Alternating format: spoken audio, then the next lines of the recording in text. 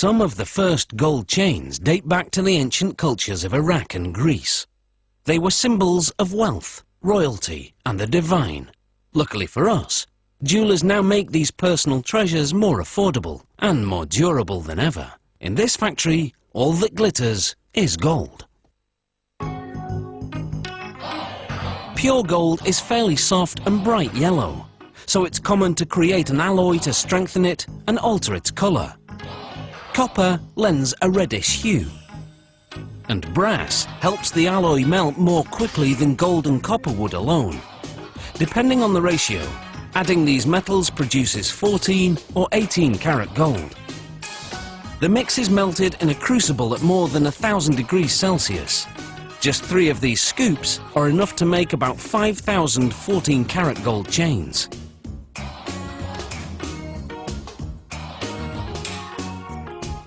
The molten alloy is poured into a casting machine. Water cools the metal to around 370 degrees Celsius, solidifying it. The metal passes through a round die, which shapes it into a golden rod that's nearly 2 meters long.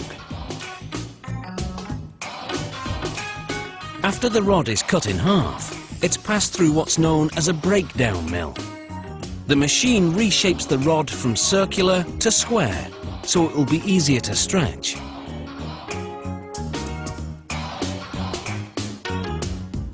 The next stop is called a tandem mill.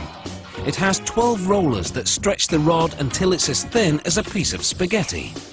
As it emerges, rollers shape the rod into a coil that's 24 meters long. The coiled metal is softened in an oven.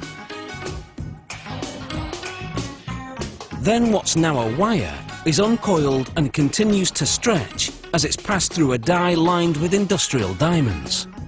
To prevent overheating, the machine sprays lubricant to cool the wire while reducing it to the width of a human hair, its final size.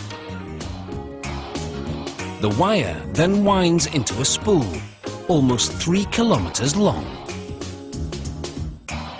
Next, 32 of the spools are unwound, and the wires are run through another oven which softens them further.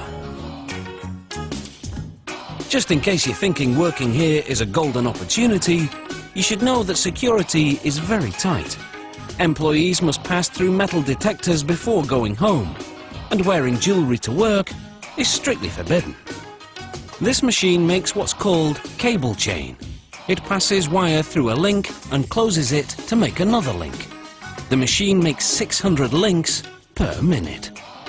Here, a random quality check is being carried out. This machine makes a Venetian-style chain. The wire passes through a channel, where mechanical jaws bend it over a die to make a link with the preceding segment.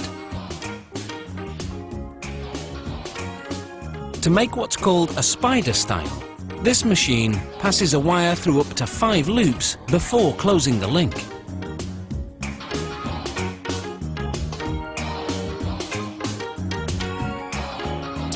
For a Figaro style chain, this machine makes 3 short links before a mechanical arm moves the chain to another area to add 1 longer link. The arm then moves it back to add 3 more short links.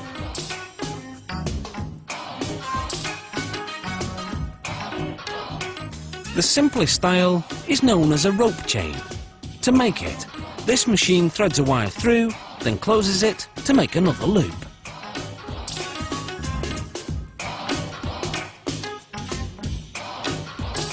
The finished chains are coated with a lubricating powder that prevents the links from sticking to each other during the next step, when the chains are heated to 815 degrees Celsius. This activates a soldering agent, which was added to the metals earlier. It fuses the ends of the links to each other. This machine welds a link to a clasp on the chain. A tag indicating the gold quality goes onto the clasp. Finally, the chains go through 4 chemical baths, which clean them thoroughly.